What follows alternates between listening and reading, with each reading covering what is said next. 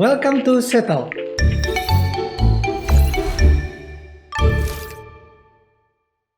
Oke, hari ini teman-teman kita bakalan bahas tentang apa nih Settle hari ini, yaitu kita tentang 3 masalah yang biasa dihadapi oleh pembisnis saat menggunakan sistem. Sistem di sini artiannya luas ya, bukan hanya program atau sejenisnya. Sistem itu bisa jadi SOP, bisa jadi cara pengerjaan, bisa jadi program itu sendiri, itu sebagai sistem. Sistem itu di sini bahasnya luas, tidak hanya software atau program. Oke, untuk pembahasan yang pertama, biasanya mungkin para pembisnis atau pelaku usaha saat ini yang misalnya distributor lah ya, atau retail secara umum, mereka itu jarang yang menggunakan sistem, baik itu sistem dari segi program ataupun SOP untuk perusahaan atau usahanya. Jadi contoh, saya nggak masalah nih, perusahaan saya bergerak sendiri kok, kita nggak pakai sistem apa-apa. Oke, saat ini memang bisa dibilang tidak masalah. Penjualan itu berjalan dengan baik, pengiriman berjalan dengan baik, pendapatan dari customer pun berjalan dengan baik. Tapi suatu saat, salah satu dari karyawan, misalnya kita punya karyawan itu resign atau sakit gitu kan, itu akan bermasalah dari segi operasional kita. Nah, maka dari itu harus di-maintain, harus betul-betul diperhatikan dari segi sistem SOP dan sistem dari karyawannya sendiri. Oke, yang pertama itu tadi, sistem kalau kita tidak memiliki SOP. Kalau kita tidak memiliki SOP dengan baik, kalau kita tidak memiliki cadangan atas perusahaan atas karyawan kita, misalnya si Budi dan Andre gitu kan. Nah, Budi dan Andre masing-masing punya tugas nih, yang satu finance, yang satu untuk warehouse. Ternyata suatu saat si Andre ini sakit gitu kan, otomatis finance-nya itu nggak ada yang ngurus gitu kan. Nah, maka dari itu kita harus punya cadangan dari si orang finance itu sendiri. Pun kalau misalnya tidak sepenuhnya hanya bisa di backup beberapa saat, itu lebih baik. Jadi dia tetap punya cadangan. Yang pertama sistem SOP.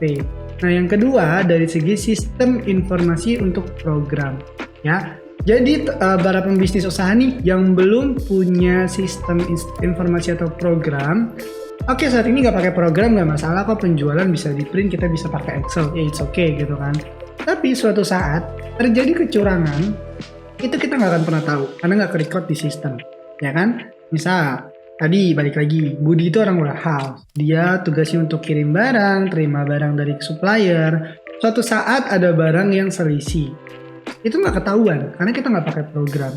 Bisa aja dari Excel tersebut dimanipulatif, ada kerusakan, tidak tahunya itu ternyata bukan rusak gitu kan, nanti dibawa pulang gitu kan, itu bisa terjadi. Keluar masuk barang pun tidak bisa di-maintenance secara baik, tidak on time gitu kalau kita nggak pakai sistem ya. Maka dari itu sistem program itu penting bagi pembisnis juga. Itu poin pertama dan kedua.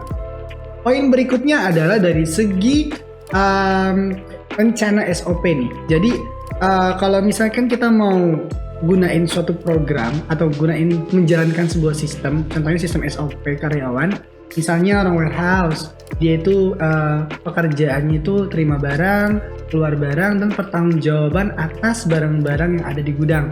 Kalau kita nggak buat SOP-nya, maka akan semeraut atau amburadul lah ya gitu. Jadi untuk maintenance-nya nggak ada pertanggungjawaban atas SOP-nya sendiri. Harusnya SOP-nya tuh terima barang, oke, mana ada surat jalannya, di input, jadi ada buktinya gitu kan. Kemudian pengeluaran pun kita ada buktinya, ada yang approve tanda tangan secara SOP. Tapi bagi pembisnis juga nih, step yang program ini, SOP ini, sistem SOP ini banyak yang mengabaikan, hanya coba-coba gitu. Jadi tanpa ada yang handal memberikan saran untuk SOP sendiri, mereka coba-coba, oke, kita buat SOP sendiri. Nah, jangan coba-coba nyoba untuk sistem tanpa ada yang paham sistem itu sendiri, khususnya sistem SOP gitu. Itu dari segi SOP. Kalau SOP-nya salah, tidak sesuai dengan standar pun tidak lengkap yang diberikan. Kemudian yang kedua, sistem program. Sistem program kita nggak pernah coba programnya, tapi kita coba-coba sendiri, nggak akan maksimal hasilnya. Padahal program itu bisa mengeluarkan fitur apa, bisa merecord apa, tetapi saat ini dia tidak bisa. Karena kita coba-coba sendiri, karena kita nggak tahu programnya. Lebih baik kita panggilkan orang programnya, gitu. Nah, untuk yang ketiga, ini adalah untuk sistem program dan sistem SOP-nya bagi teman-teman jangan mengharapkan yang terakhir ya, ini untuk semuanya berjalan secara bersamaan. Dari sisi finance SOP-nya, dari sisi warehousing SOP-nya harus langsung berjalan secara bersamaan. Terus dari sistem programnya bisa mencakup warehouse, programnya bisa mencakup soal finance, nggak langsung semua. Jadi kalau misalnya memang baru nih kita mau rapi ini bisnis usahanya supaya sistemnya tersistematis, jadi pelan-pelan aja. Oke, yang paling terpenting kan dan krusial itu dari segi finance. Mungkin dari finance-nya dulu, sistem SOP-nya gimana, kemudian dari sistem program finance gimana. Kalau sudah oke, kita beranjak baru ke warehouse, ke barang, ke penjualan, ke pembelian purchasing, ke operation dan seterusnya. Gitu. Jadi bertahap yang terakhirnya untuk pemahaman program. Jadi jangan terburu-buru semuanya harus bisa pakai program gitu ya. Nah dari tadi semua nih hal-hal yang mungkin salah nih dipersepsiin sama pembisnis dan gak diperhatikan dari segi pembisnis tentang sistem ya.